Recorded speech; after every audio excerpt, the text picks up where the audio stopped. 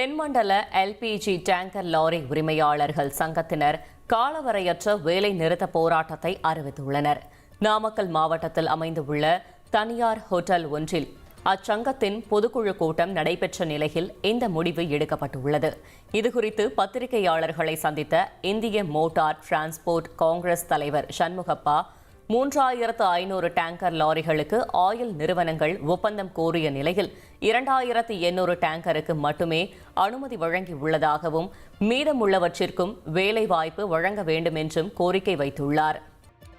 LOA இதுவரையில் பல வாகனங்களுக்கு வழங்கப்படவில்லை. 2025 முதல் 2030 ஆண்டு வரை நடந்து முடிந்த டெண்டரில் LOA இதுவரையில் வழங்கவில்லை. இதனால் வாழ்வா சாவா என்று பல லாரி உரிமையாளர்கள் தூக்கு போடும் நிலைமைக்கு சென்றிருக்கிறது. காலவரையற்ற வேலை நிறுத்தம் தொடரும் என்று நாங்கள் தெரிவித்துக் கொள்கிறோம். அரசு சார்ந்த அந்த ஆயில் கம்பெனி அதிகாரிகள் நாமக்கல்லுக்கு வந்து பேச்சுவார்த்தை நடத்தி இந்த 700 வாகனங்களுக்கும் அனைத்து வாகனங்களுக்கும் LOA கொடுத்து அவர்கள் வாழ்வாதாரத்தை காப்பாற்ற வேண்டும் என்று நாங்கள் மறுமுறை அவர்களை வேண்டி கேட்டுக்கொள்கிறோம்.